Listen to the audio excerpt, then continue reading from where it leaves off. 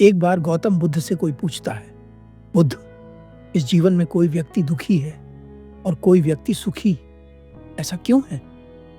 उस व्यक्ति का प्रश्न सुनकर बुद्ध बड़ा कमाल का उत्तर देते हैं। बुद्ध कहते हैं, जिस व्यक्ति ने दुख चुना वह दुखी है और जिस व्यक्ति ने सुख चुना वह सुखी है।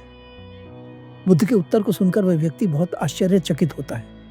हो सकता है आपके मन में भी यह प्रश्न उठ रहा हो कि भला कोई व्यक्ति जानबूझकर दुख क्यों चुनेगा।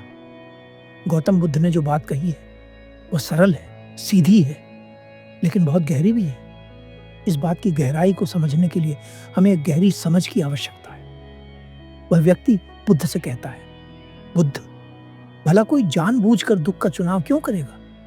कोई जानबूझकर अपने जीवन को नर्क क्यों बनाएगा? बुद्ध कहते हैं, क्या मछली को कांटे में फंसना पसंद होता है? वह व्यक्ति कहता है, नहीं बुद्ध। बुद्ध कहते हैं, तो फिर क्यों वह मछली कांटे में बार बार फंस जाती है?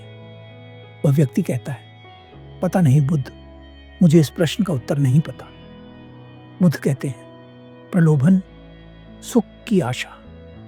वह मछली बार बार कांटे में इसलिए फंस जाती है क्योंकि उसे कांटे पर लगा आटा तो दिखता है, लेकिन उसके पीछे छिपा कांटा नजर नहीं आता। मनुष्य के जीवन में भी दुख इसी तरह से पैदा होता है। उसे लगता है कि यह सुख है, लेकिन वह उस सुख के पीछे छिपे दुख को नहीं देख पाता।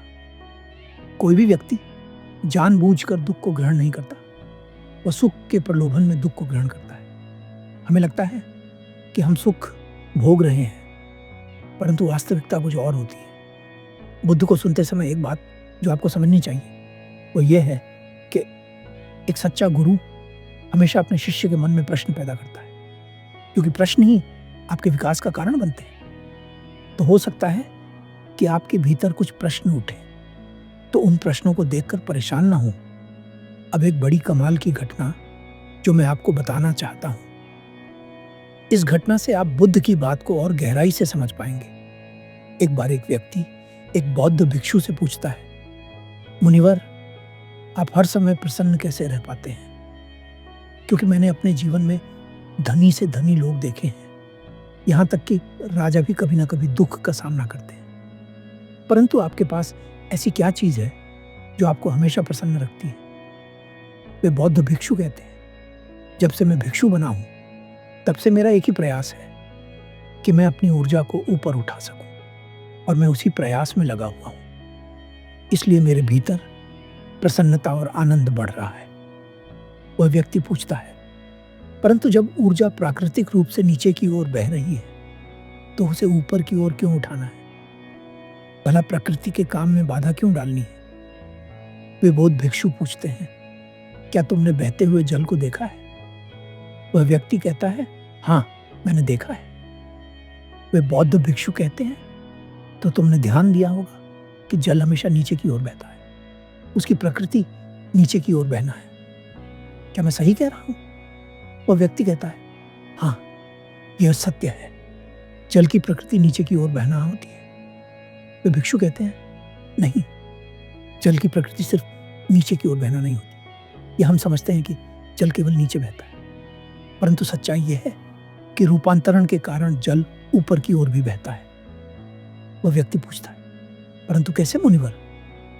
वे बौद्ध भिक्षु कहते हैं, भाप बनकर, चाहे पानी कितना भी गंदा क्यों ना हो, चाहे उसमें कितने भी बुरे पदार्थ क्यों ना मिले हो, परंतु जब वह गर्म होकर ऊपर की ओर बढ़ता है तो वह शुद्ध होने लगता है। ठीक उसी तरह तुम्हारी ऊर्जाएं भी जब ऊपर की ओर उठती हैं तो तुम्हारे भीतर भी शुद्धता का प्रकाश फैल जाता है। वे बौद्ध भिक्षु उस व्यक्ति से कहते हैं, किसी दूसरे को जबरदस्ती तुम्हारी ऊर्जा को ऊपर उठाने में कोई रुचि नहीं है। अगर तुम अपने जीवन में दुख महसूस कर रहे हो तो तुम्हारे पास विकल्प है। तुम चाहो तो ऊर्जा को ऊपर उठा सकते हो, क्योंकि जब ऊर्जा ऊपर उठती है तो सभी दुखों की समाप्ति शुरू हो जाती है। एक जानवर की ऊर्जा कभी भी ऊपर की ओर नहीं उठती और न ही वह उठा सकता है, परंतु मनुष्य के पास विकल्प है। वह चाहे तो जानवरों से नीचे भी गिर सकता है और चाहे तो बुद्ध हो सकता है। बुद्ध का अर्थ है जो बुद्धि से ऊपर हो। वह व्यक्ति पूछता है, कृपा कर मुझे यह भी बताइए कि मैं अपनी ऊर्जा को ऊपर कैसे उठाऊं। वे बौद्ध भिक्षु कहते हैं, ध्यान करके, अपनी इंद्रियों पर नियंत्रण करके, शारीरिक तप करके, मानसिक तप करके, जब तुम अपनी इंद्रियों पर नियंत्रण लाते हो तो तुम्हारी ऊर्जा का ऊपर उठना प्रारंभ हो जाता है। और जैसे ही ऊर्जा ऊपर उठना शुरू होती है तो जीवन में आनंद पैदा होने लगता है। मुझे पूरा भरोसा है कि इस वीडियो को पूरा देखने के बाद आपके भीतर कोई ना कोई सकारात्मक बदलाव जरूर आएगा। धन्यवाद।